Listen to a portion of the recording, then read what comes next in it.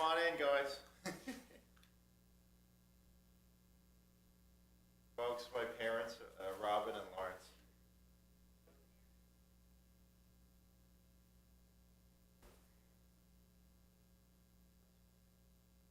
Uh-huh. Sure.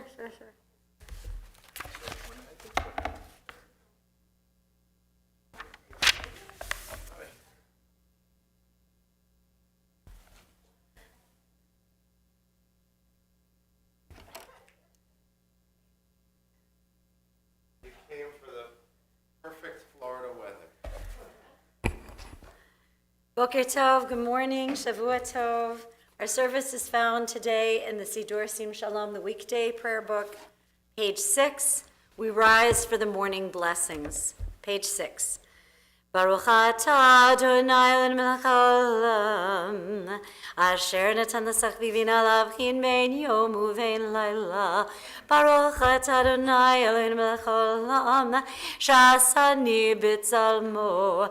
Baruch atah Adonai Eloheinu melech haolam, shasani Yisrael.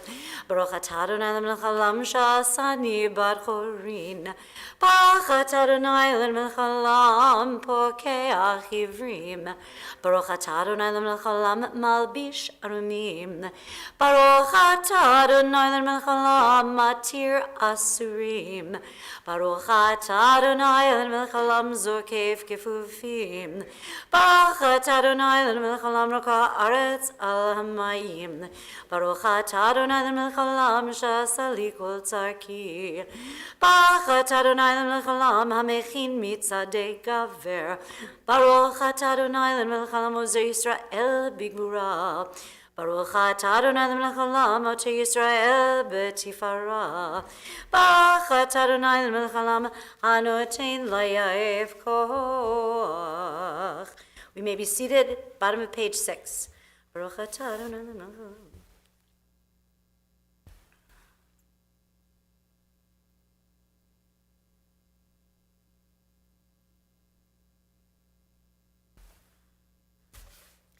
ותננו היום ובכל יום לכן לחסר רחמים בעיניך ובעיני חורין ותגמלנו חסדים טובים. ברוך אתה אדוני גומל חסדים טובים לעמו ישראל. Page 7. יהי רצון מלפניך אדוני אלוהי ולאבותי.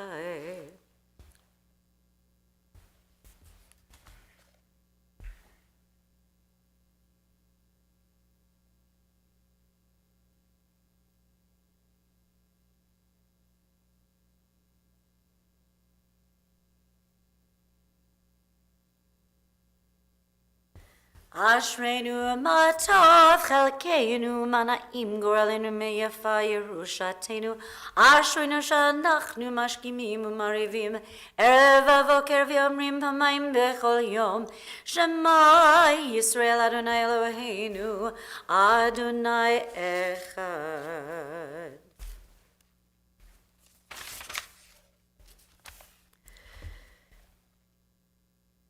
קדש את שמך על מקדישי שמך, וקדש את שמך בעולמך ובישועתך תרים ותגביה קרננו.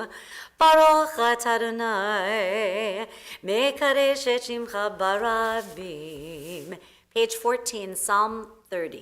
מזמור שיר חנוכת הבית לדוד.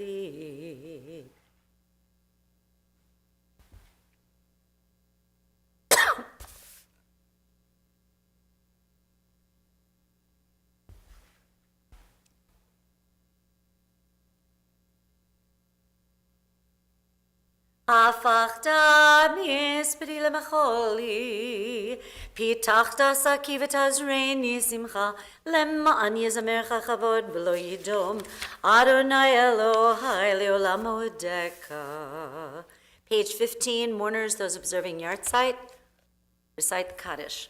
יתגדל ויתקדש שמי רבה, בעולמה דברה חירותי וימליך מלכותי, בחייכון וביומייכון ובחיי דכל בית ישראל בעגלה ובזמן קריב ואמרו אמן. יהי שמי רבה מברך לעולם ולעולמי עולמיה, יתברך וישתבח ויתפאר ויתרומם ויתנשא ויתהדר ויתעלה ויתהלל שמי דקודשה ברכו לעילה מן כל ברכתה ושירתה תושבחתה ונחמתה דמירן בעלמה ואמרו אמן. יהי שלמה רבה מן שמיה וחיים עלינו ועל כל ישראל ואמרו אמן. עושה שלום במרומיו ויעשה שלום עלינו ועל כל ישראל ואמרו amen. We rise, page 16, Baruch She'amar. Baruch She'amar v'haya ha'olam Baruch Hu.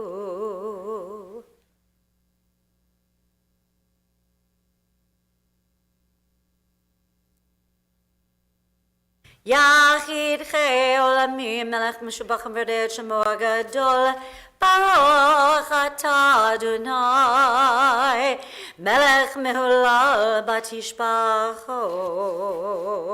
You may be seated, page 21, Ashrei. Ashrei יושבי ביתך עוד ילוך סלה שם שכח לוש תהילה לדוד.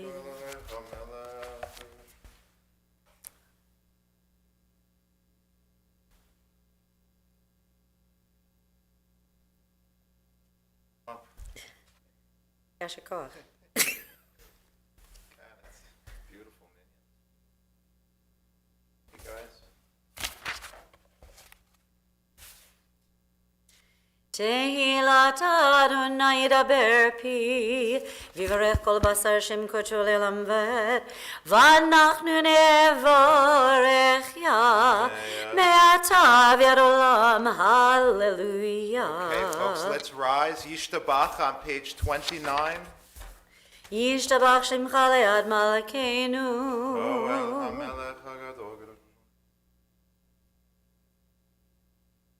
ברכות ועדות מעתה ועד עולם ברוך אתה אדוני אל מלך גדול בתשבחות אל ההודעות אדון הנפלאות הבוחר בשירי זמרה מלך מלכי עולמים יתגדל ויתקדש שמי רבה בעולמה דברה חירותה וימליך מלכותה בחייכנו וימיכנו וחדר כל בית ישראל בגלה בזמן קריב ואמרו אמן. יהי שמי רבה מברך לעולם ולעולמי עולמיה יתברך וישתבח ויתפאר ויתרומם ויתנשא ויתהדר ויתעלה ויתהלל שמי דקודשה ברכו לעילה מן כל ברכתה ושירתה תשבחתה ונחמתה דמירן בעלמה ואמרו אמן. Let's turn now to page 30. Our call to prayer is the Baruch Hu. Baruch Hu et Adonai Hamvorach. Baruch Adonai Hamvorach le'olam va'ed. Baruch Adonai Hamvorach le'olam va'ed. Baruch atah Adonai Eloheinu melech haolam yotzer or uvarei choshech oseh shalom uvarei et hakol. We'll take our seats now. These blessings lead us to Shema. Page 30, those just joining us, welcome. Shavua Tov.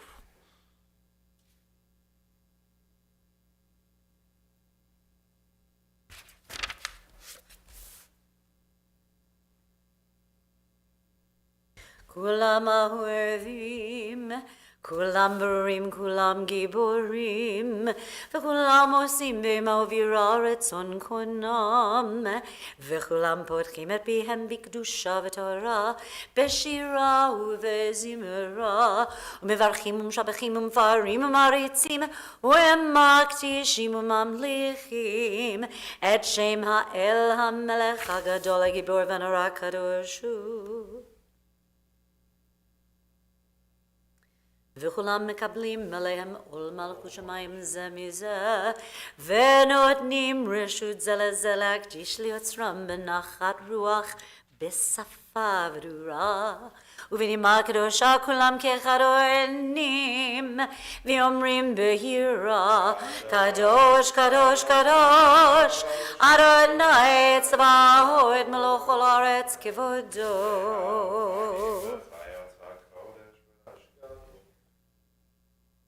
ואופנים וחיות הקודש.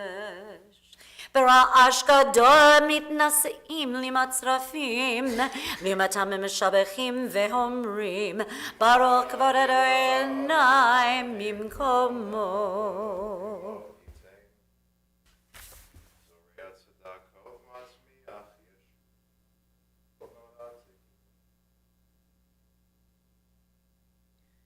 אור חדש על ציון תאיר, ונזכה כולנו מהרה לאורו, ברוך אתה אדוני, יוצר המאורות. Page 32, Ahavat Abba, deep is your love for us.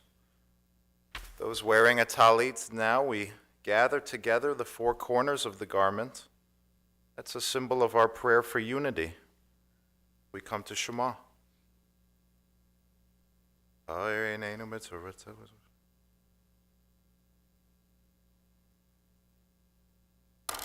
Vavienu leshalom, merba comfort aretz, v'tolichenu komimiut liartzenu ki el po'el yeshua ata uvana v'acharta, mikol am velashon, v'kerav tanu l'shimcha gadol sala bemet, lehoedod l'chal yachetcha b'ahava, Baruch atah Adonai, abocher b'amo Yisrael, be'ahava. Shema Yisrael, Adonai Eloheinu, Adonai echad. V'ahavta et Adonai Elohecha bechol levavecha uvechol nafshecha uvechol me'ordecha v'hayu hadvarim ha'ele asher anochi mitzavecha hayom al levavecha v'shinantam levanecha v'dibarta bam b'shiftecha b'veitecha uv'lachtecha v'derech uv'shochbecha uv'kumecha u'kshartam le'od al yadecha v'hayu letotafot b'neinecha u'chtavta al mezuzot beitecha u'visharecha. Second and third sections of Shema now. V'lo yeh matzar.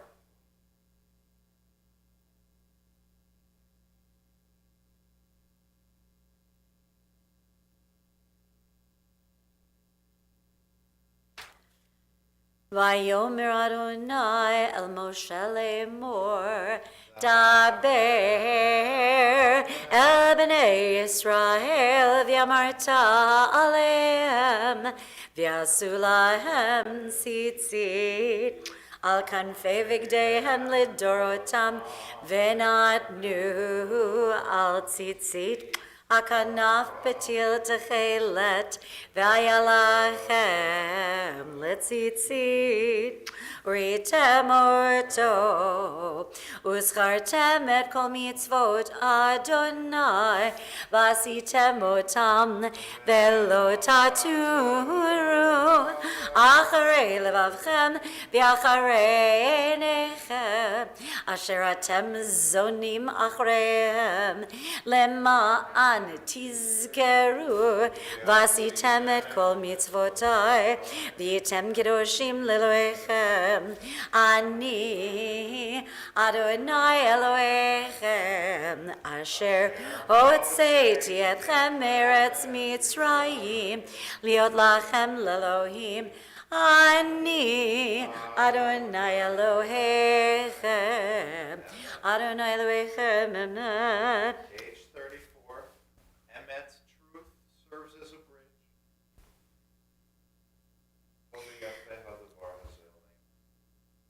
לדור ודור קיים ושמו קיים, וכי סוד נכון ומלכותו ואמונתו לעד קיימת.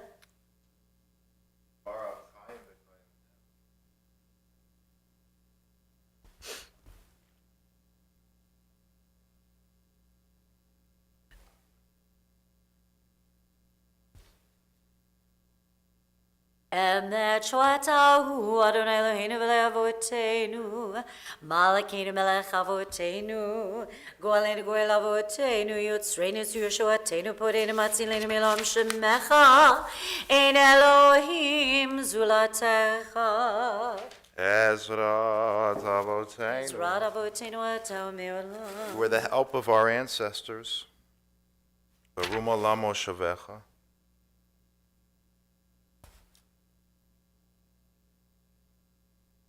Hu Rishon Ve'ata Hu Achad Omi Baladecha Iman HaMelech.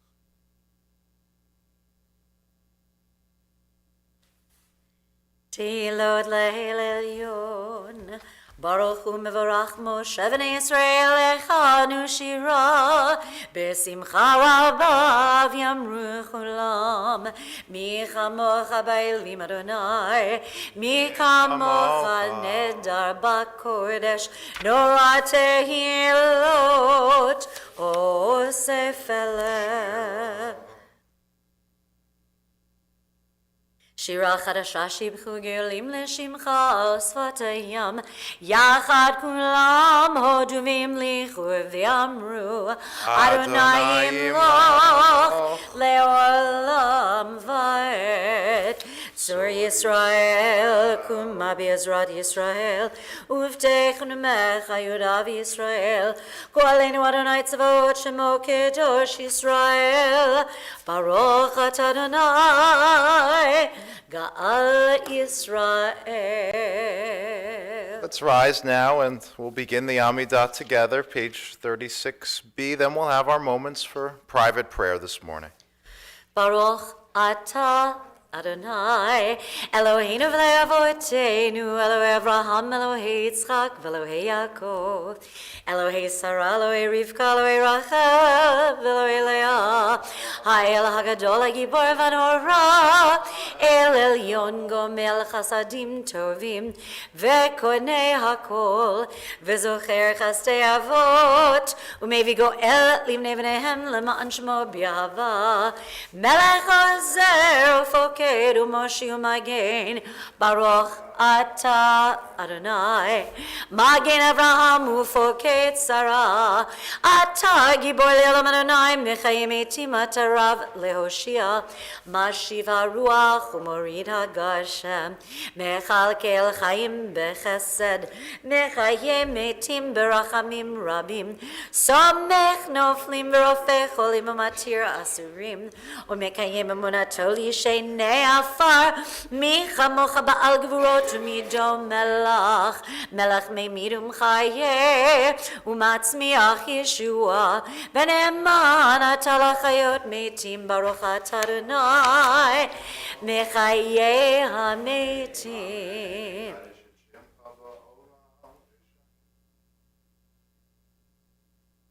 נקדש את שמך בעולם כשם שמקדישים אותו בשמי מרום, ככתוב על יד נביאך וקרא זה אל זה ואמר,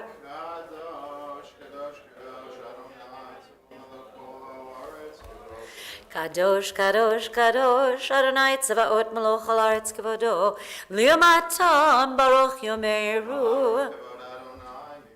ברוך כבוד אדוני ממקומו ודברי קודשך כתוב לאמור. Yimloch Adonai le'olam Elohai Tzion ledor vador, hallelujah. Ledor vador nagid god lecha, ulnetzach netzachim kedushatcha naktish v'shivchacha. Eloheinu mipinu lo yamush le'olam vaed, ki el melech gadol v'kadosh ata, baruch atah Adonai ha'el ha'kadosh. Private prayers of the Amidah, page 38. The pages that follow, we offer the prayers of our own hearts as well.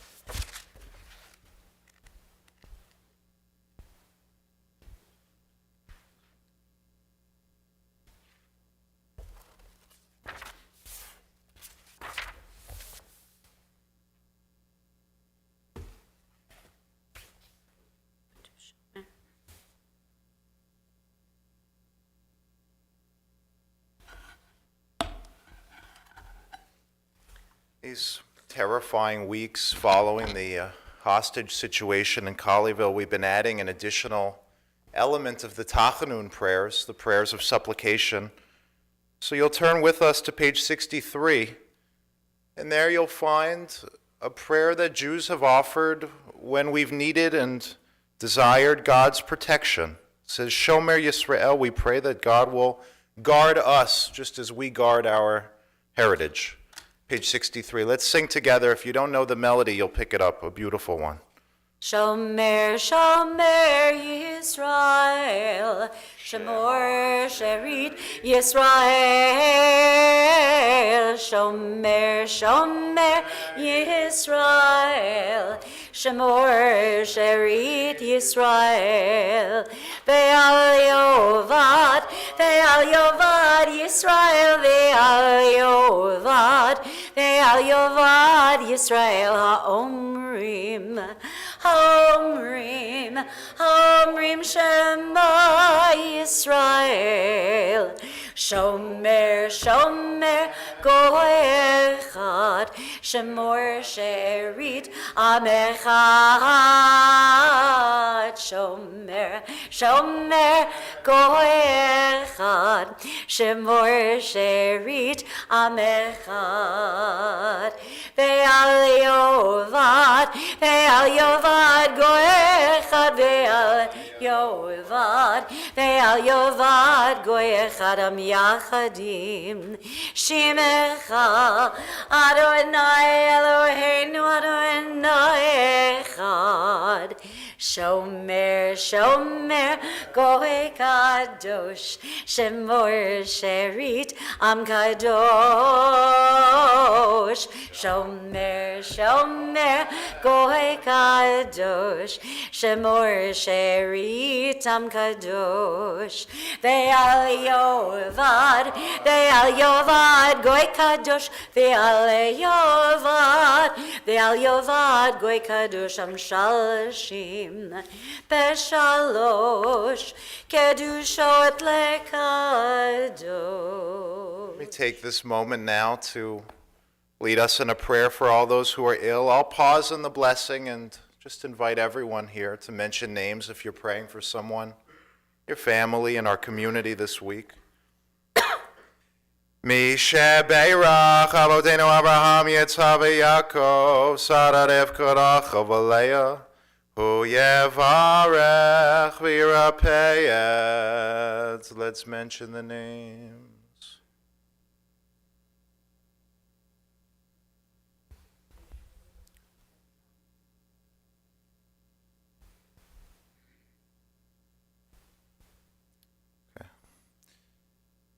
Ve'yeh kol ha'cholim b'kila kedosha shelanu HaKadosh Baruch Hu yimalei rachamim aleihem lahachazikamu lerapotam vayishla lehem me'ara refuah shalema min hashamayim refuat ha'nefesh u'refuat ha'guf b'toch shar cholei Yisroel v'chazek et yedei oskim b'tzarcheichem hashta b'galav izman kariv and omar.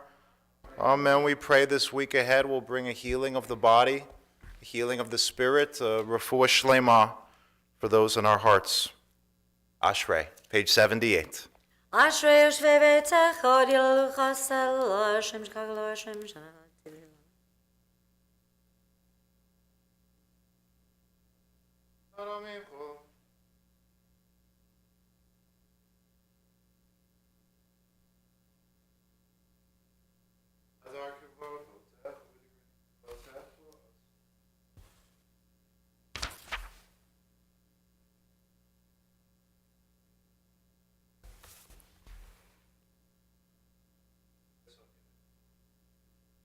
Tehillat Adonai yidaber pi v'yivarech kol basar shem koto le'olam v'ed v'anachnu nevarech ya me'ata v'ed olam hallelujah la menatzeach mizmor leDavid yancha Adonai b'yom tzara.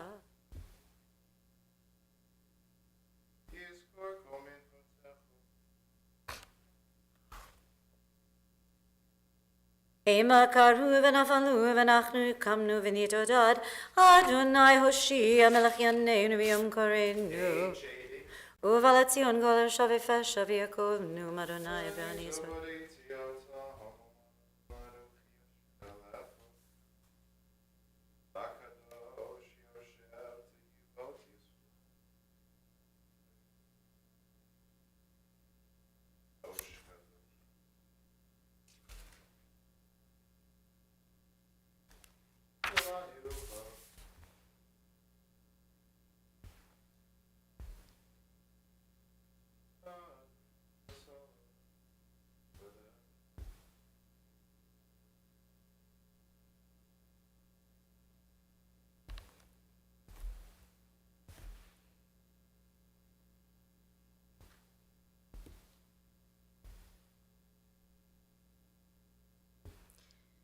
Yiftechu v'chayodei shemecha ki lo azavta dorshach Adonai Adonai chafetz l'ma'an tzidko yagdil Torah ve'yadir Yitgadal v'yitkadash shmei rabbah B'alma divrach yitev yamlich malchutei b'chaychonu v'yamechonu v'chadakol beit Yisrael B'agalau v'yizman kariv v'meru amen Yehi shmei rabbah mevarach le'olam ol'mei maya Yitbarach v'yishtabach v'yitpa'ar v'yitramam v'yitnaseh v'yitadar v'yitaleh v'yitalal shmei kodesha Merichu. La'elam min kol birchata v'shirata tush b'chata v'nechamata damiran mi'alma v'yimramein Amen. Titkabal tzod ha'nevad ha'nechol Yisrael kadam avon v'yishmaramein Amen. Yesh lama rabba min shemai v'chaim aleinu mi'alkol Yisrael v'yimramein Oseh shalom v'yimramab Hu yaseh shalom Aleinu Melko Yisrael v'imru amen. Aleinu, let's rise. Aleinu leshabeach ladoin hakol latet gedula liotzer breshit shelo asanu ekigoye haratzot velo samanu kemishpechot adama shelo sam chalkenu kahem vegor aleinu kechol hamonam vanach ומשתחווים ומודים לפני מלך מלכי המלכים הקדוש ברוך הוא שהוא נוטה שמיים ויוסד ארץ ומושב יקרו בשמיים ימהל ושכינתו זו בגובהי מרוממים הוא אלוהינו אין עוד.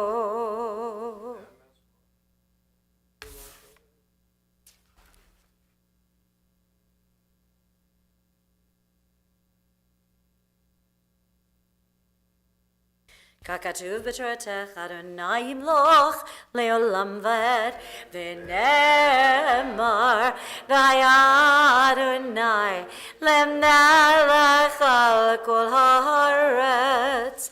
ביום ההוא יהיה אדוני אחד, ושמו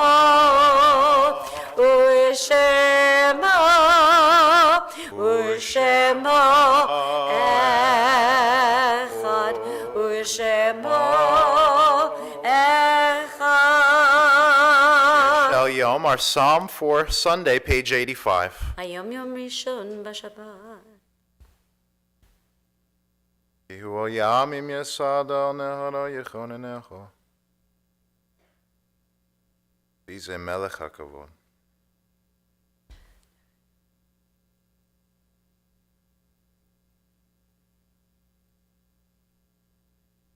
מי זה מלך הכבוד, אדוני צבאות מלך הכבוד, סלם. We invite all those saying Kaddish now to rise. Page 84, those marking a yard site as well. The Mourner's Kaddish, we'll pray together.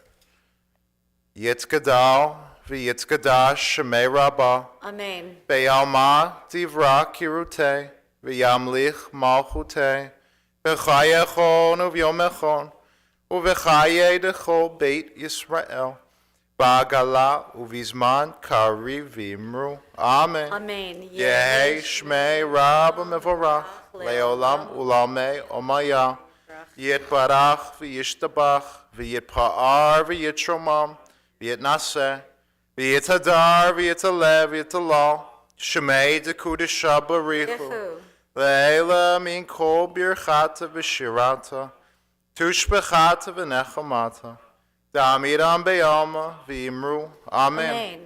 Yehi shlomo Rabba min Shemaya v'chayim aleinu ve'al kol Yisrael v'imru. Amen. Amen. Ose shalom b'mromav uyaseh shalom aleinu ve'al kol Yisrael v'imru. Amen. Shavua tov, everyone. So I know a lot of people are here for the speaker. We have about 20-ish minutes or so. Feel free to grab a coffee, grab a tea, grab a cookie, have some water, hang out and schmooze. He'll be here. I know he's going to want to sell copies of his book that's based on the teaching that he'll be offering this morning. So we'll get to meet him when he arrives, Rabbi Stephen Carroll. But until then, hang out, take your talis off, we'll schmooze a little bit. And I know everyone's really looking forward to a very special morning and a very fascinating talk to come in just a few moments. So thanks, everyone, for Boker being here. tov. Oh, plenty of bagels, but we're saving them for after the talk. So you'll have to stay. You'll have to learn. That's the price of admission. Work up an appetite learning about the afterlife, and then have a bagel. Yeah, he's going to speak from the Bima. There are a lot of people tuning in on live stream, so they'll be able to watch.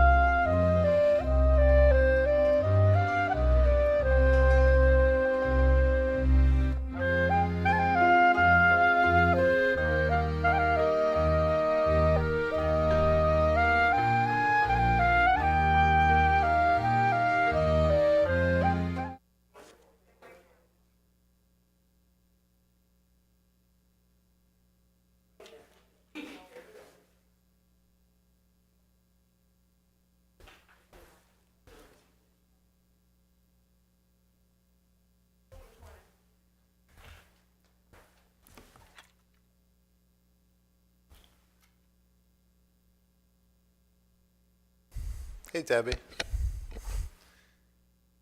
One of the very humbling parts of my life is that I spend more time at the cemetery than most this afternoon after this talk.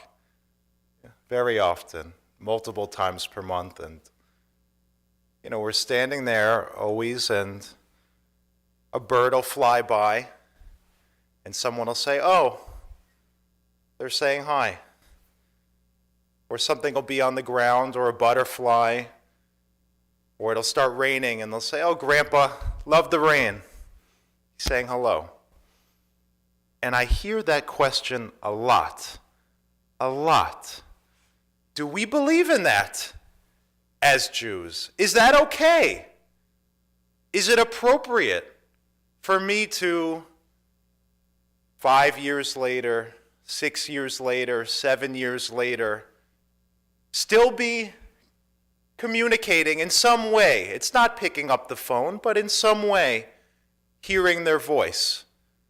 Kind of like what it says in the Midrash, that Moshe heard God's voice in the sound of his father's voice, Amram.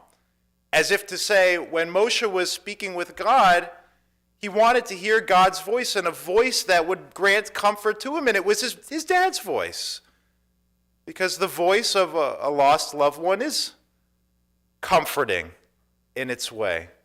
It does fill us with a sort of bittersweet joy in its way when we miss somebody, but still feel close to them, hearing that sound in our heads, or picturing that smile.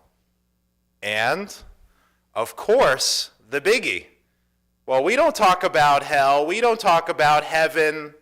My non-Jewish friends ask me, what do Jews think? What do Jews really believe? And we have this vague answer, Olam haba, the world to come. But it's vague. And it's vague in the sources. Look through the Talmud. I'm sure Rabbi Carol will speak about it. There's an ambiguity. It's as if Jews have said, we don't have the chutzpah to really try to say, to imagine. We don't know. But in some level, there is clarity. And so I'm very proud and excited to share with you all a speaker who I know many are excited to hear. There are a lot of people watching along on the stream this morning. So to those who are following along at home, we miss you.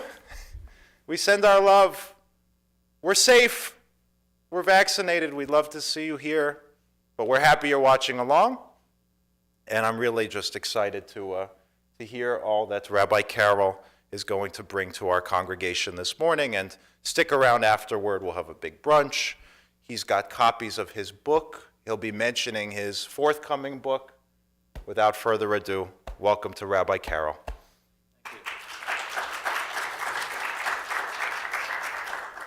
Thank you, Rabbi Dermer. That's one of the best introductions I've had. So thank you. And you hit it just right. This is the first of 3 talks that I'm doing this month. It's a busy month for me, thank God.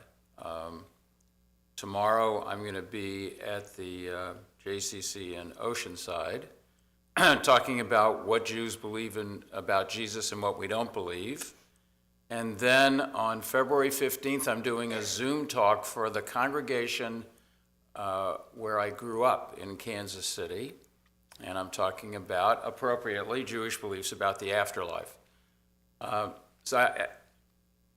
want to thank you for joining me for this presentation, those of you who are here and those of you who are here there.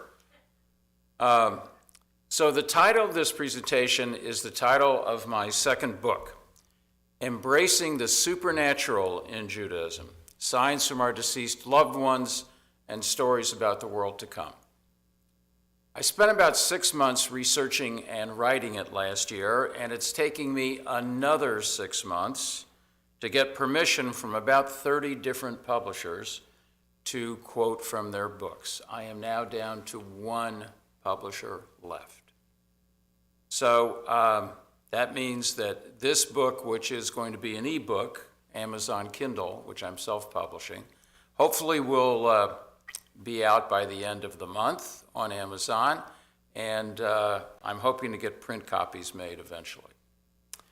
So this is my second book. The first one is this one, Finding Hope and Faith in the Face of Death, Insights of a Rabbi and Mourner.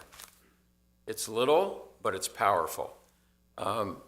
It's a book that can help people deal with death intellectually, spiritually, and emotionally. Paperback costs $15, and the hardcover costs $25. So today you're going to get a first glance at what my second book is all about. You're a preview and a summary of the content, and you're among the few to be able to get that.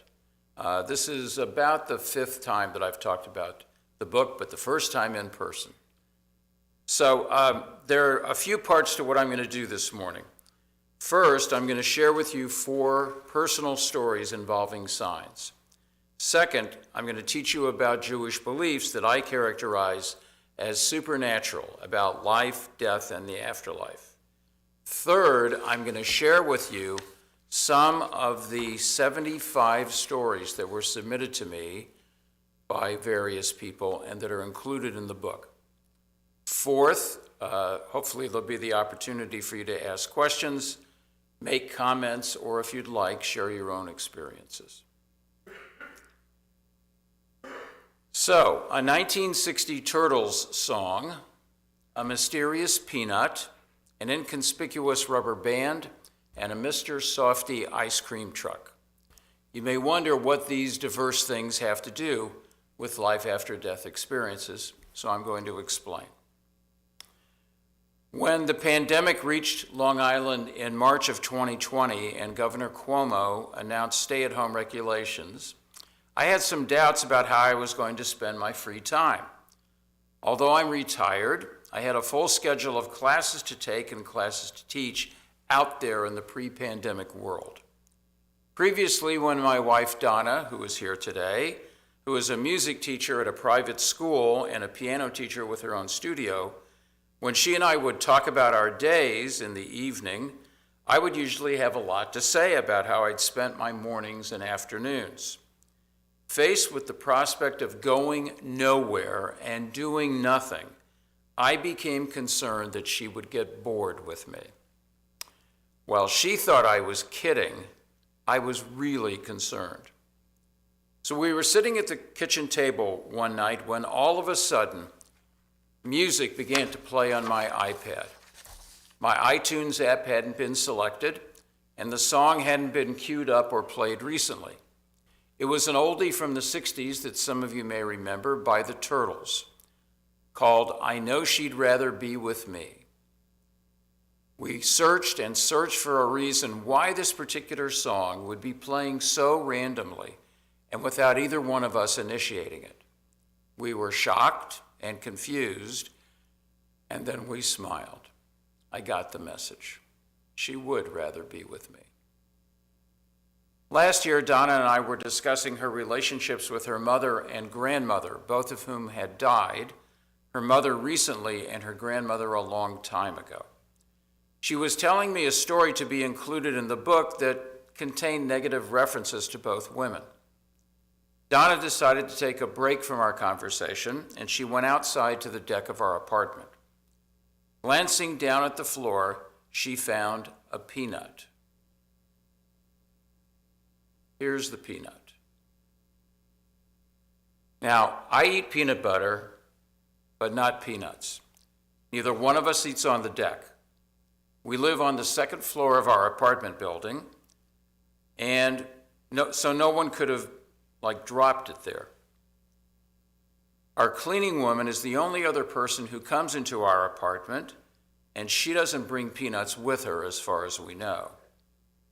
Its appearance was a mystery, except that when Donna found the nut, she had a flashback to her late grandmother, who, whenever she left the house, would always take a piece of bread and a peanut with her.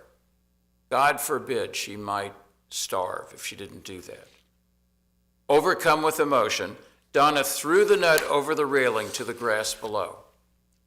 When we went downstairs to try to find the peanut in the dark, something else happened. We smelled the distinctive, sweet fragrance of Donna's late mother's perfume. There was no one else around. The windows and sliding doors of the apartments on the first floor were all closed. The fragrance didn't seem to have a source, but it was pervasive. By the way, I found the peanut the next day. Obviously, here it is. And I deleted any negative references to her mother and grandmother from my manuscript. A few years ago, I was asked to conduct a funeral for a man I didn't know. This isn't unusual for me as a retired rabbi, and this service was like many others that begin in a funeral home and conclude at a cemetery. The widow and her 2 children delivered the eulogies, and each one of them spoke about their husband and father as having been the fix-it man. They all agreed that he would fix things in the house with rubber bands, paper clips, and duct tape. Their reminiscing brought smiles to the faces of family and friends, especially when one of them remarked that this was his way of making everything okay. As I left the funeral home and headed to my car, I looked down at the small patch of grass between the door and the parking lot. There, hidden among the leaves of grass, was a rubber band. I did a double take, picked it up, put it on my wrist, and concluded that this was a sign from the deceased. When we all got together at the grave, I walked up to the wife before I started the service, handed her the rubber band, and said, "I found this outside the funeral home. I think it's a message from your husband that everything is going to be okay." She and her children teared up, nodded, and thanked me. I did a few funerals during the beginning of the pandemic while wearing a mask and social distancing. They were all graveside ceremonies with a limited number of people. At one of them, for the first time in my more than 40 years of conducting funerals, the mourners brought a bottle of gin and some cups to share a toast to the deceased. They described her as a woman who loved life, and I found out that she loved to drink gin and have ice cream every night. Shortly after the service concluded, and they were all enjoying their tribute to her with more than a sip of gin, I heard a familiar sound coming from one of the streets that runs parallel to the cemetery. The sound was the music from a Mr. Softy truck, which happened to be the deceased's favorite brand of ice cream. The mourners and I were convinced that it was a sign from their mom and grandma. Now, I know many people will be cynical about these experiences. Skeptics will certainly ask several pertinent questions. Can't the playing of the song be explained logically rather than seeing some supernatural significance in it? How can you possibly think that a peanut could have any meaning at all? Wasn't it just coincidence that you hear about the man who used rubber bands and then you see one on the grass? Isn't it just random rather than purposeful that a Mr. Softy truck would be passing by a cemetery at a time when a woman who had loved their ice cream was being buried? I've asked questions like these for most of my life. I always believed in logic and pure coincidence. Even though I've been a spiritual leader, I didn't share the spiritual interpretation that some of my congregants and friends attached to what I thought were seemingly random occurrences. While I've always believed that God works in mysterious ways, I was convinced that there was no reasonable explanation for random occurrences other than coincidence or dumb luck. I had been trained by my parents, at our temple, and at rabbinical school to use intellect and logic to analyze why and how things happen in the world. I believe the supernatural should be viewed symbolically and metaphorically, a representation of an idea, but not reality itself.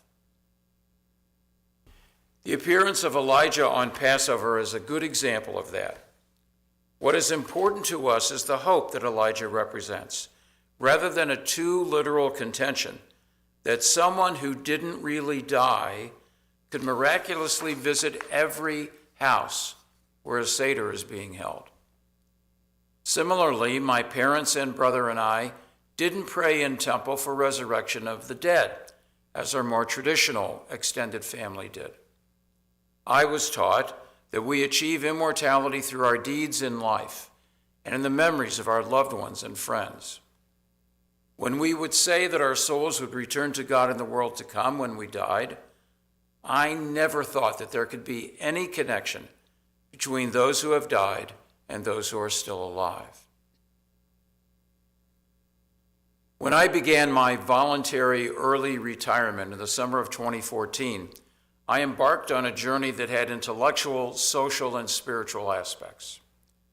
Jewish beliefs about the afterlife and mysticism interested me the most, and I've been fascinated by what I've learned. In addition to learning from professors and instructors, I have talked with my wife, my rabbinic colleagues, friends, and acquaintances who've had experiences with signs from deceased relatives and friends. I've studied Jewish texts, such as the Talmud, the Pirkei Avot, the sayings of the fathers, the Tanakh, the Hebrew Bible, the Zohar, the mystical book of enlightenment, and the Midrash, our legend literature. And I've discovered that there is a series of books called God Winks, an area of psychology pertaining to coincidence, but really connected to God, and a large body of literature about signs. I've also found that many people who have experiences that they interpret as signs are reluctant to share them with others, including family members. Where I found this out was the great number of talks that I gave in person about my first book, and they would bring it up, not me. Generally, they're afraid of being dismissed and disregarded and disrespected. When they find an attentive ear and a receptive spirit, though, they feel affirmed and reassured and normal. And what struck me the most about them and their stories is that they are happy to have these experiences and feel that they still have a link to their deceased relatives and friends. They find joy. They find faith. All of this happens because they're receptive to the possibility of contact from above, communication from beyond, and spirituality within. For many, it has strengthened their belief in God, eternal life, boundless love, and great hope. There is much more in Jewish tradition about the links between the living and the dead than I ever thought possible. Too often, we Jews and Christians and Muslims tend to look at one text or one story to prove a point or establish a custom or belief. For example, the book of 1 Samuel contains an incident in which King Saul goes to the witch of Endor to bring the prophet Samuel back to life. She does, and the prophet yells at Saul for doing something that the Torah had absolutely forbidden. Suffice it to say, as you may know, that things don't end well for Saul. But there's more to Jewish belief through the generations than that one story. And I've tried to be as inclusive as possible in my book while maintaining a deep respect for our tradition. The book goes back to 4,000 years ago and confronts the fear in biblical times of idolatry and of the pit, known as Sheol. It shows what the rabbis in later centuries thought about voices from above and spirits in cemeteries. And it explores how supernatural phenomena made their way into our prayers and customs. When you read it, you'll find out whether Judaism believes in heaven and hell per se, and if not, how the afterlife is perceived. The book deals with the sense of cause and effect in our lives, and whether we have the power to make things happen through prayer or superstition to produce the results we want, or is it all just dumb luck and pure coincidence? If you are a sports fan, as I am, superstition is probably a big part of your customs regarding your favorite teams. It goes on what I call a magical mystery ride with Jewish mysticism and Hasidic stories, and focuses on the Kaddish, that our tradition says has the power not only to make us feel good, but also to affect the afterlife of the deceased. The book gives voice to the testimony of the recipients of signs through dreams, a sense of their loved one's presence, significant numbers repeating, coins appearing out of nowhere, and music playing and lights flashing or not for no apparent reason. The stories include familiar shapes and persistent animals around us, meaningful objects cropping up, and lights and images and photos that weren't there when the picture was taken. Finally, it considers the possibility that instead of being weird, delusional, silly, or ridiculous, the people who experience signs are the recipients and beneficiaries of blessings made possible by God.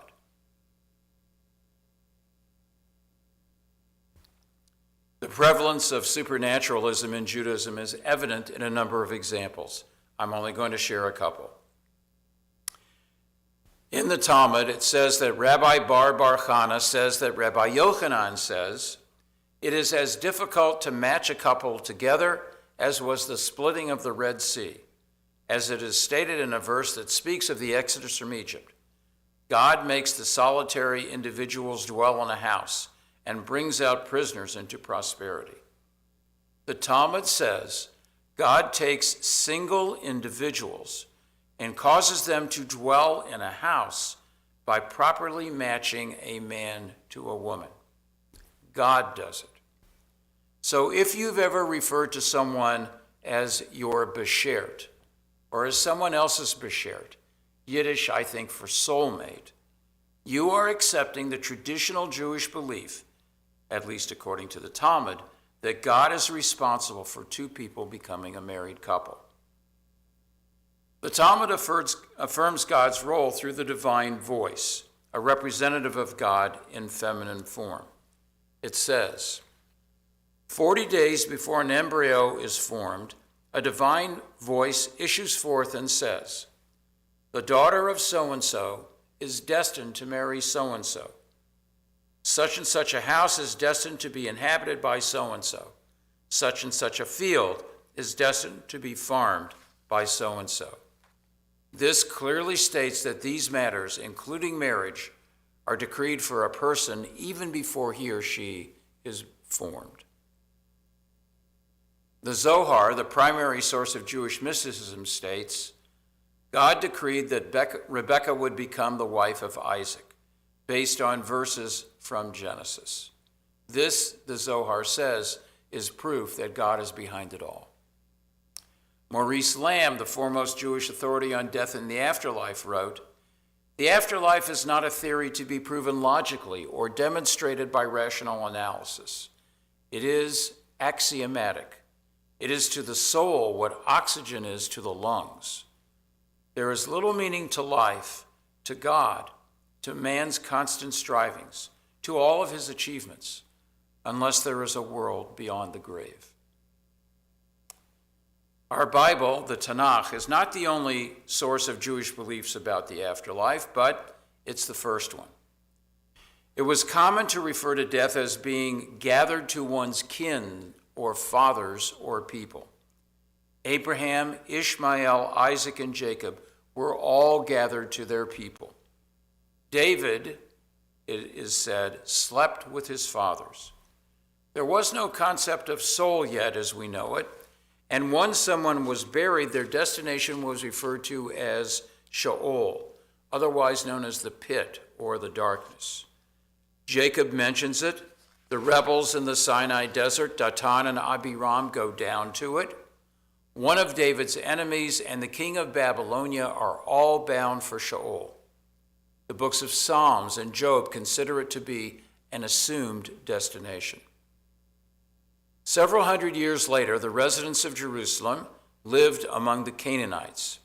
In the valley that is now between the old city and the new city, which some of you may be able to picture because you've been there, the Canaanites would sacrifice their children to the pagan god Baal.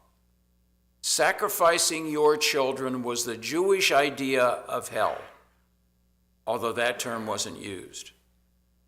The Mishnah was edited around the year 200 CE, and by then, a belief in the soul had developed in Judaism, and so had a belief in the Olam Haba, the world to come. There are different opinions about the connection between life and the afterlife, who qualifies and who doesn't. One famous Mishnah says, "These are the things, the fruit of which a person enjoys in this world, while the principle remains for them in the world to come. And they are honoring father and mother, acts of loving kindness, and bringing peace between people. And the study of Torah is equal to them all." Another puts it very simply, and this may be reassuring for some of you. Every Israelite has a portion in the world to come. So you're all in. In terms of being disqualified, here's a list. And from this list, you may be out. I know I am. I won't tell you which one applies to me, though. One who desecrates holy things, one who condemns the festivals, one who publicly shames another person, one who does not observe Brit Milah, one who misinterprets the Torah, one who denies resurrection, one who whispers incantations over a wound, one who reads outside books, and one who utters the divine name, the Yud-He Vav-He. They also talk about what is the world to come? What is it like? Different opinions. According to the Talmud, Rav had a favorite saying. The world to come is not at all like this world. In the world to come, there is no eating or drinking, no procreation or commerce, no envy or hatred, and no rivalry. The righteous sit with crowns on their heads and enjoy the radiance of the Shekhinah, God's divine presence. As it is written, and they saw God and they ate and drank. This is declared with the certainty of faith and without the weight of actual proof. So if you're interested, how do you get to the world to come? 2 quotes from the Talmud answer that. Rabbi Yehoshua ben Levi said, "Whoever utters songs of praise to God for this world, the Olam Hazeh, will be privileged to do so in the world to come, the Olam Haba." Rabbi Eliezer says, "Be careful of the honor of your colleagues. Restrain your children from rote recitation, and seat them between the knees of the disciples of the sages. When you pray, know before whom you stand, and on that account you will be worthy of the life of the world to come." And yet, one Talmudic scholar throws cold water on some of what the Talmud says. She wrote, "Our Talmudic ancestors were anxious to dispel any superstitious notions that the dead can hear us or have any effect on our lives. Why? Because if people believed us, then they might take some and possibly much of the intensity they should be putting into their relationship with God and channel it into relating to the deceased, almost praying to them rather than to God to fix things in their lives." She and I don't totally agree. The late Rabbi Neil Gilman, author of The Death of Death, Resurrection and Immortality in Jewish Thought, wrote, "Religious supernaturalism teaches that religion originates through the initiative of a God who is beyond the natural order, supernatural, and who intervenes in history to reveal a teaching to a specific community. Jewish traditionalism believes that a supernatural God revealed the tenets and practices of Jewish religion to our ancestors, most eminently at Sinai. What I was taught at my temple as an adolescent about Jewish beliefs in the supernatural is that they were illogical or unprovable, impossible or metaphorical, or just pure fantasy. What I have come to accept later in life is that they don't have to be logical in order to be provable, and that what may seem to be impossible is not necessarily just metaphorical or pure fantasy. In particular, the ability for us to receive communication from those who have died is what could be called supernatural, but doesn't have to be labeled as anti-God or anti-religious. Resurrection of the dead, Elijah the prophet, the Bat Kol, the divine voice, Rachel the matriarch, God's protection of our souls while we're sleeping, good angels, Satan, the angel of death, and the evil eye. These supernatural events or phenomena, whether they are beliefs or superstition, are not only incorporated into our prayers, but also in our culture. They are even integral to holidays, life cycle events, and our language. The traditional Jewish belief in the resurrection of the dead when the Messiah comes has been summarized as follows.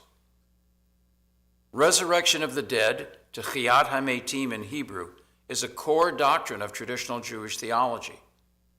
Traditional Jews believe that during the Messianic age, the temple will be rebuilt in Jerusalem, the Jewish people ingathered from the far corners of the earth, and the bodies of the dead will be brought back to life and reunited with their souls.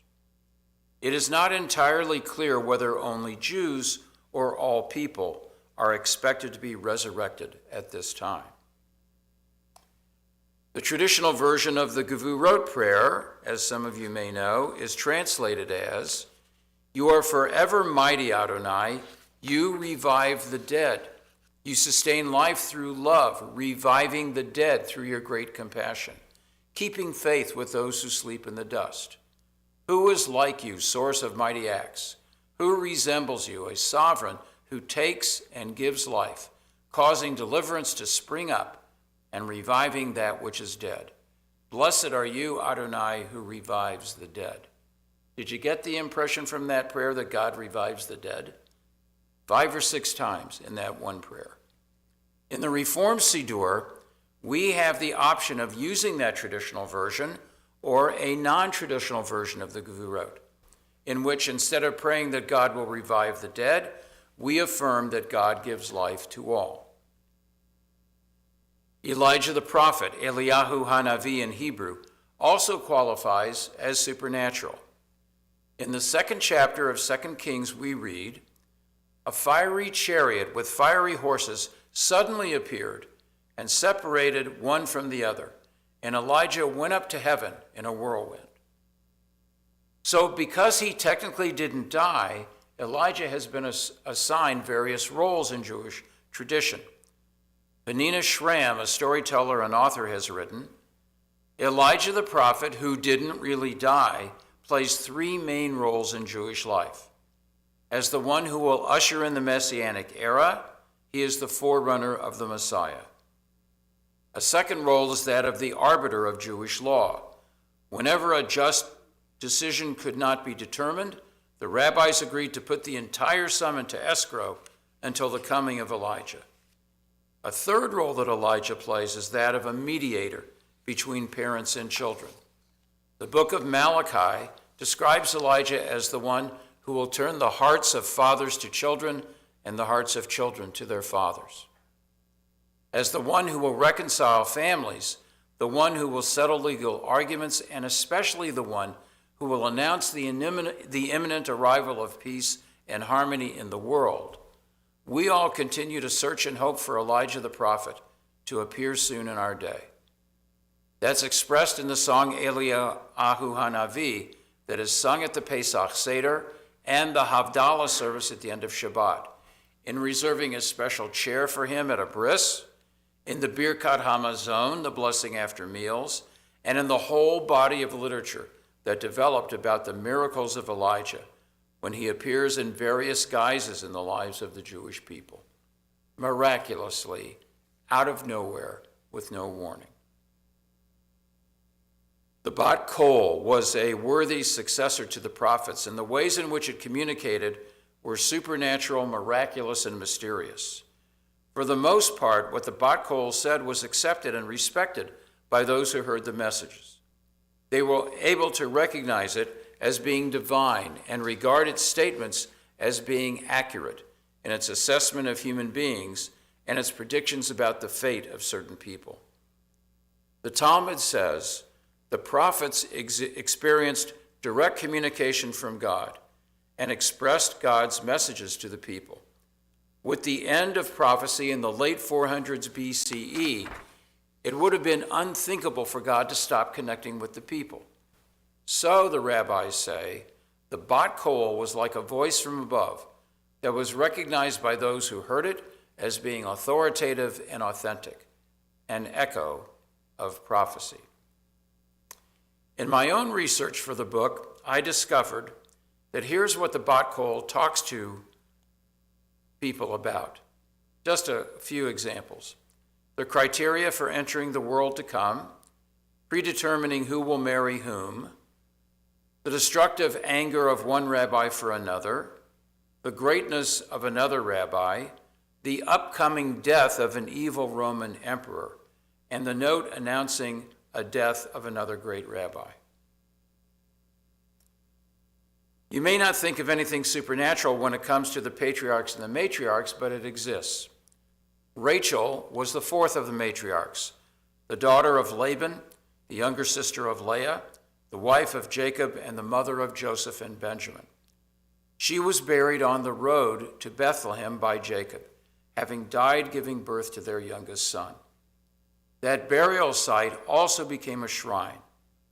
Several hundred years after her death, the prophet Jeremiah conceived of Rachel mourning the Babylonian conquest of Judah, but reassuring that they would return. The quotation from Jeremiah is, "Thus said the Lord, a cry is heard in Ramah, wailing, bitter weeping, Rachel weeping for her children. She refuses to be comforted for her children who are gone. Thus says God, Rachel, restrain your voice from weeping, your eyes from shedding tears, for there is a reward for your labor. They will return from the enemy's land, and there is hope for the future. Your children shall return to their country." So the prophet gives her supernatural status and makes a prediction that they will return from Babylonia, which was done 70 years later. This precedent of Rachel caring about her children was later transferred to the idea that she would pray on behalf of others. Going to her tomb became a weekly event for the women of Jerusalem, like one of my cousins. Since the pandemic, they now do it virtually.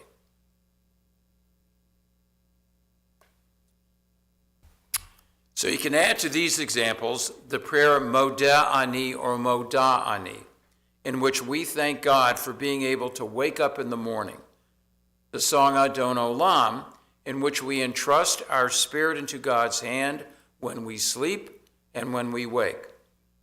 The song Shalom Aleichem, which speaks of angels of peace accompanying us for Shabbat. And the song Lecha Dodi, in which we envision the incoming Shabbat as a bride. The presence of angels in the Tanakh with Hagar and Ishmael, Abraham and Isaac on Mount Moriah, Jacob's ladder as he flees his brother, Moses and the burning bush, Balaam's talking donkey, and the three men in the furnace in the book of Daniel who survived because of an angel. The use of the word Satan, meaning adversary, but translated in English as Satan. The presence of the angel of death mentioned in our Pesach Seders, and being one of the reasons that we cover mirrors and light a memorial candle during Shiva, because God forbid the angel of death would come if we didn't, according to the tradition. And, of course, the evil eye. When we say Kenahora, in order to prevent something bad from happening. You should be able to recognize by now that there are many manifestations of the supernatural in Jewish texts, beliefs, and practices. Some are religious, but you don't have to be Orthodox to follow them. Some of them are common knowledge, and some of them are unheard of among Jews. Not all of our beliefs are rational and illogical. Superstition is often regarded as a lower level of human functioning. Yet, what we do on a daily basis, or just on a holiday, or just when a Jewish life cycle event occurs, can be based on emotion as much as on ideology. We are, after all, complex creatures, and we're often fascinated by the supernatural. The third part of my presentation, as I said before, consists of short stories I received from relatives and friends and acquaintances. In the Hebrew Bible, Joseph is known as the dreamer, and it's his interpretation of Pharaoh's dream that saves him in all of Egypt. Jacob, Laban, Solomon, Daniel, and Nebuchadnezzar all have dreams as well.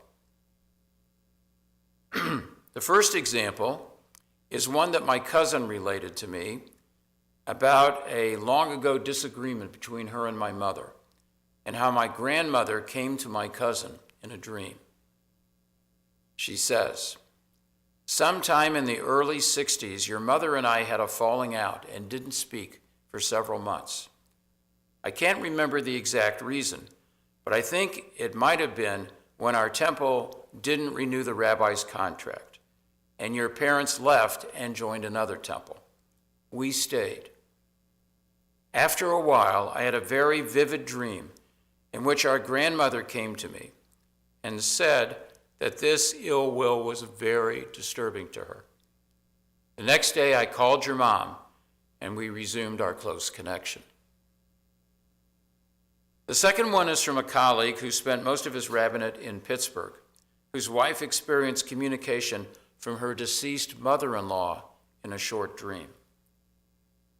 "The more my mother aged," he says, "the more she measured life by mortality. During her final years in Pittsburgh, she and my wife sometimes talked about death drawing near and the question of whether there is such a thing as life after death. My mother often ended these conversations with, 'Well, Alice, if there is, I'll come back and let you know.' When she died, we then traveled to the New Jersey cemetery to bury my father next to my mother and near her parents. On the drive back to Pittsburgh, Alice fell asleep. She then suddenly awakened, crying. Through tears, she said, 'Your mother just spoke to me. She said we did a good job together in Pittsburgh.' Signs come from a number of sources and are manifested in a variety of ways. Two brief stories are from a friend whose husband died in a plane crash. Both involve a red-tailed hawk, and she doesn't regard either appearance as a coincidence. She believes they were signs from the spirit of her deceased husband. Some months after Sam's death, in observance of the Jewish custom of visiting the graves of loved ones around the time of the High Holy Days, I drove to the cemetery. I waited by my car for my brother and mother to arrive and join me in this difficult first visit. My brother pulled his car beside mine, walked over to me and said, 'Look up at that pole.' There, perched on a tall pole, sat a red-tailed hawk, his own gaze meeting ours, as if he was trying to connect with us, or at least that's what I wanted to believe, because it was my late husband Sam's favorite bird. My next encounter, several years later, occurred as I was taking a walk with a friend. We were in the process of planning a bike trip in Vermont, an adventure way out of my comfort zone. We were approaching my house when directly in front of us, so close as to be within my reach, flew a hawk. It's an omen, I thought. I think that hawk is telling us to follow our dreams. If I had any doubt, a repeat visit from the hawk the next morning was all the confirmation that I needed to take that trip.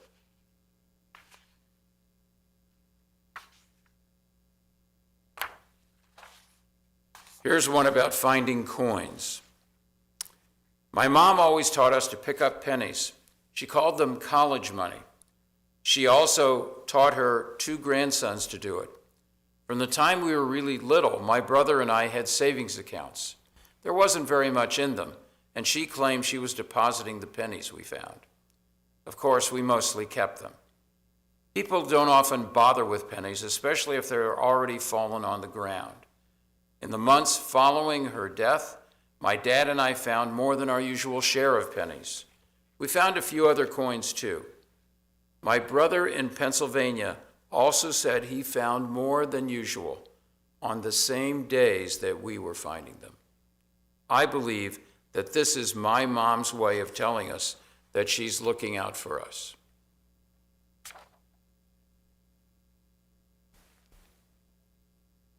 Here's a story about the widow of a man who hears significant music being played at a significant time. A skeptic would call this random or coincidental, but there are so many examples of this kind of story that I don't agree with the skepticism.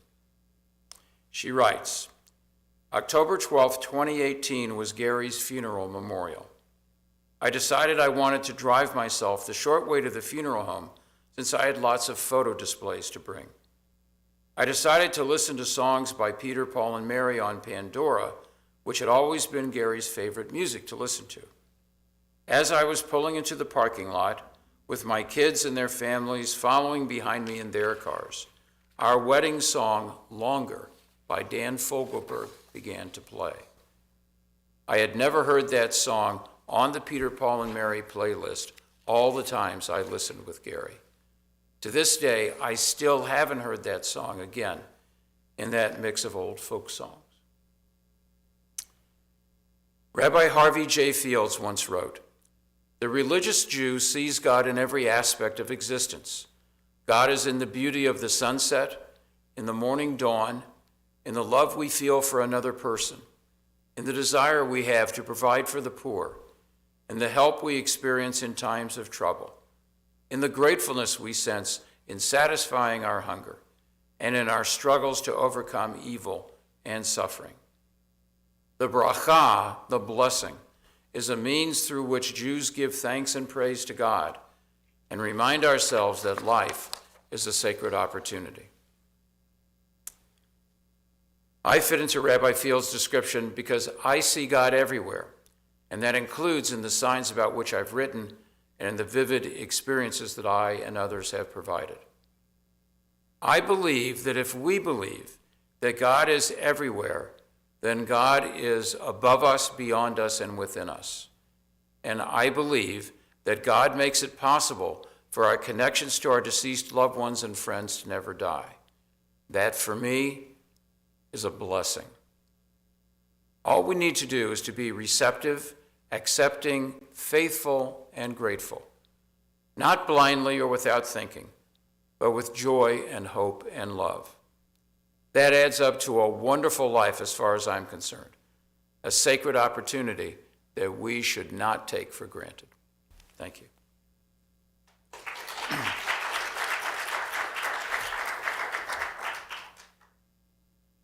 Hey, how about another Yesher Koach, guys? Yesher Koach. Thank you. Nicely done. Rabbi, please. So, you've given us a lot. I've given myself a lot. Another coffee would be good. You've given us a lot of sources. You've piqued our interest, I think, in presenting just the breadth and the range when it comes to this subject matter. Your passion is clear. So I think what I want to share with our group is, let's let this be a beginning, okay? If you heard something, a custom, an idea, a source that was referenced, a story, and it piqued your interest and you want to go that next step, you want to see the source in the text, you want to talk it over, give me a call. Let's go get a coffee and let's do it. And let's go a little deeper and let's make this personal for those who are here. I know it is very personal. And I'm sure there were moments when Rabbi Carol was speaking where you said, yeah, that's me. Or yeah, I heard that. Or yeah, I remember that. So that offer, that invitation is very much on the table for anyone who wants to go and just get together and and take this subject matter and really just look it over and go that one step deeper into it together in person. But until then, I hope pieces of what Rabbi Carroll presented touched your heart. I know I enjoyed it, and certainly another plug for his book and his second book that's coming out, and just wishing everybody a pleasant start to the week. I'm guessing that talk worked up a certain appetite for people in the room. A little bit? Okay. Well, stick around. We're going to put bagels out, and would love for people to hang out and schmooze a little bit and grab some breakfast. Wishing a Shavua Tov. Thanks for joining, everybody. Thank you. Thank you. All right, come eat. Come eat. Let's go. All right, let me put the bagels out, and then we'll catch up. Okay.